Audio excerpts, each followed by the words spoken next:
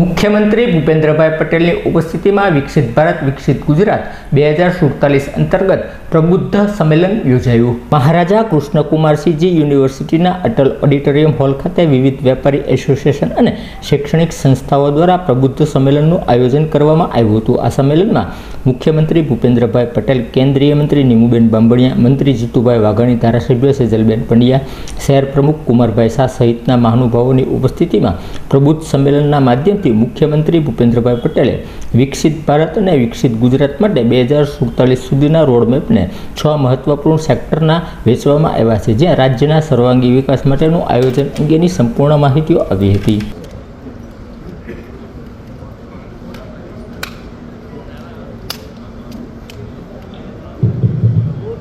ખૂબ ખૂબ આભાર સાહેબ.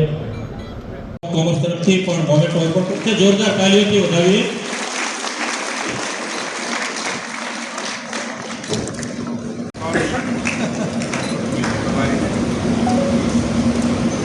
અને હવે વિનંતી કરું શહેરના તમામ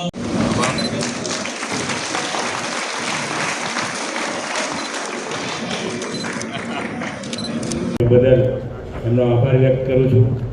આપણે સૌ જાણીએ છીએ કે ગુજરાતનું જે વિકાસ આપણી નજર સામે છે અને આદરણીય મુખ્યમંત્રી અને એમની ટીમ એમની ટીમમાં આપણા ભાડાના જીતુભાઈ સાથ મિલાવીને ગુજરાતના વિકાસની અંદર અમે સહયોગ આપીશું તેવી અને આપ ખૂબ જ વિકાસ અને ગુજરાતને વિકાસશીલ બનાવો તેવી શુભેચ્છા સાથે થેન્ક યુ સાહેબ અને આભાર વ્યક્ત કરીને વિનમું છું.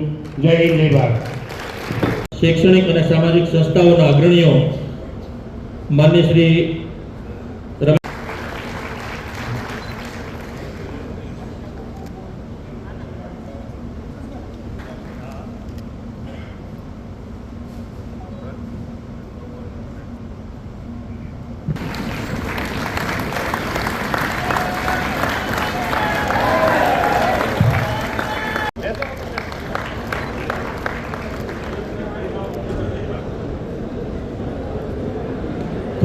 તેજસભાઈ ચેમ્બર ઓફ કોમર્સ તરફથી પણ મોમેન્ટ ઓપન કરશે, જોરદાર તાળીઓથી વધાવીએ.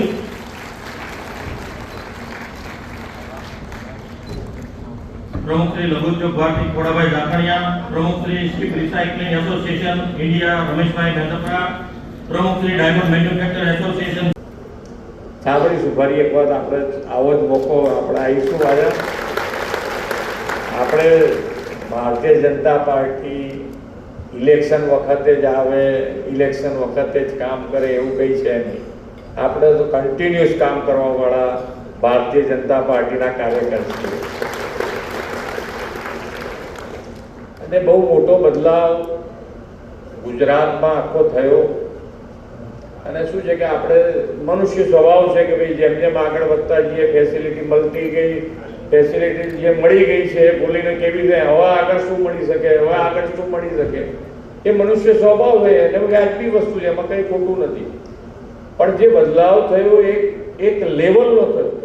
નહીંતર હજુ આપણે ધારો કે આખા ગુજરાતમાં પાણીની શું પરિસ્થિતિ હતી, લાઇટની શું પરિસ્થિતિ હતી, રોડ રસ્તાની શું પરિસ્થિતિ હતી, એ બધાની અંદર જો આજે આપણે વિચારીએ તો માનનીય વડાપ્રધાન શ્રી જ્યારે મુખ્યમંત્રી બન્યા અને એમનો એક સ્વભાવ રહ્યો છે કે કોઈ દિવસ એમણે નાનું વિચાર્યું નથી અને એટલે જ આખા ગુજરાત માટે પાણીની વ્યવસ્થા કરી તો આખા ગુજરાત માટે કરી, લાઇટની વ્યવસ્થા કરી તો આખા ગુજરાત માટે કરી, રોડ રસ્તાની પણ ઇન્ફ્રાસ્ટ્રક્ચરની પણ વ્યવસ્થા થઈ. આ પાયાની જરૂરિયાત હતી. પાયાની જરૂરિયાત વગર તમે આગળ કેવી રીતે કરો કે ભાઈ આ જરૂરિયાત જો પૂરી થઈ છે, ગામે ગામ થઈ અને એના કારણે દરેકે દરેક ગ્રામ્ય સ્તર સુધી જન સુવિધાઓ તમારે જે કરવી હોય, ધંધા રોજગારથી માંડીને બધું જ કરી શકો. ડેરી ઉદ્યોગ હોય, જે પણ ઉદ્યોગ તમે કરવો હોય એ કરી શકો. એ પોઝિશન ઊભી થઈ. નહીતર થાય છે કેવી રીતે? અને જો નાનું નાનું વિચાર્યું હોત તો અત્યારે કહે કે ભાઈ આ વખતે ભાવનગર જિલ્લામાં અમે બધે લાઈટ આપી દીધી, ભાઈ બીજું ઇલેક્શન આવે એટલે કહે કે અમરેલીમાં બધે લાઈટ આપી દીધી, એમ કરીને ચાલ્યું હોત. પણ આખા ગુજરાતમાં બાકી એ વખતે તમે વિચારો શું લાઈટની પોઝિશન હતી. બધા વાળું ટાઈમે વીજળી માંગતા હતા, માનનીય મંત્રી તરીકે જતા હતા તો કોઈ એવી મોટી ડિમાન્ડ નહોતા કરતા, પણ એમણે આખી કરી તારે આખા ગુજરાતમાં લાઇટના આજે તમે બધી વ્યવસ્થા જેટલી જન સુવિધાઓ આપણે ઊભી કરી છે એની બધી વ્યવસ્થાઓ ગ્રામ્ય સ્તર સુધી પહોંચી. અને આ બંને વસ્તુ પેરેલલ છે કે જે બેઝિક જરૂરિયાત તો છે પણ સાથે સાથે એની અંદર આ બધી જ વસ્તુ જે આગળ વધારી રહ્યા છે આપણે, તો એના માટેની આવકની વ્યવસ્થા કેવી રીતે ઊભી કરી.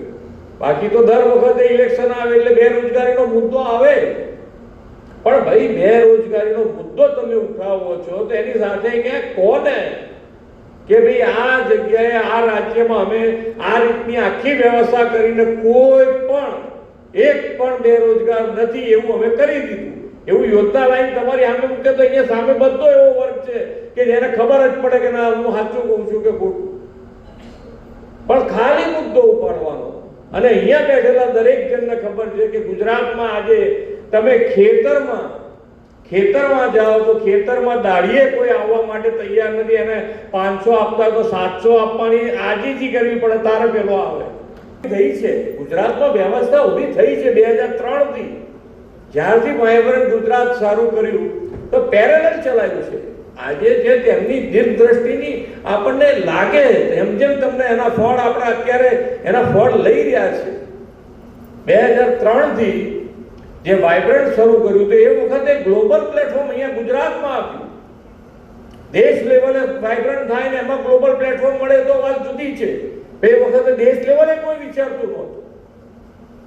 એ વખતે ગુજરાતમાં વાયબ્રન્ટ શરૂ કરાવડાયું. અને વાયબ્રન્ટથી શું ફાયદો થયો તો કે વાયબ્રન્ટના હિસાબે આજે 500 દુનિયાની મોટી જે કંપનીઓ છે એની અંદરથી 100 થી વધારે કંપનીઓ આજે ગુજરાતમાં કાર્યરત છે. એટલે તો જ તમે આજે બધાને એક વસ્તુ થઈ ગઈ કે ભાઈ જે સાચી રીતે જેને ધંધો રોજગાર કરવો છે એને હવે એમ થઈ ગયું છે કે કોન્ફિડન્સ કે જે ખોટા છે એને સજા થવાની છે એટલે ટેક્સ આટલી આવક વધી છે. પહેલા હાચા ને ખોટા બે હરખી રીતે ચાલતા, હવે એવું ચાલે એવું નથી, અને એટલે આ ટેક્સની આટલી આવક થાય છે. જે સેક્ટર 6 ઝોનમાં આખું ગુજરાત વહેંચ્યું છે એ 6 ઝોનમાં કયા સેક્ટરમાં શું કઈ રીતે આગળ વધી શકાય એ બધું જ અંદર રેડી કરી દીધેલું છે. તમારે જે બિઝનેસ કયા સેક્ટરમાં ક્યાં આગળ કયા ઝોનમાં કેટલે સુધી લઈ જવાય એવું છે બધું રેડી છે. તમને મોબાઈલ પર મળે એવી વ્યવસ્થા કરવા જઈ રહ્યા છે. એટલે તમારે જે રીતે આગળ વધવું હોય તમારે એ તમે વધી શકો અને વિકસિત ગુજરાતમાં તમારો ફાળો અમને મળી શકે એ રીતનું આયોજન થઈ ગયું છે. કુદરતી કંઈક વસ્તુ આવે ને ઊભું રહે વસ્તુ જુદી છે, પણ બાકી ફાઇનાન્શિયલી ખૂબ સારી રીતે ગુજરાત આગળ વધી રહ્યું છે. અને એમાં તમારા બધાનો સપોર્ટ છે પૂરેપૂરો તો જ આ શક્ય બને, બાકી શક્ય ના બને. માન્ય નરેન્દ્રભાઈનો કાર્ય મંત્ર છે સૌનો સાથ, સૌનો વિકાસ, સૌનો વિશ્વાસ અને સૌનો પ્રયાસ. આ કાર્ય મંત્ર વગર આગળ વધવું એવું જ નથી. એ જ કાર્ય મંત્ર સાથે આગળ વધીએ.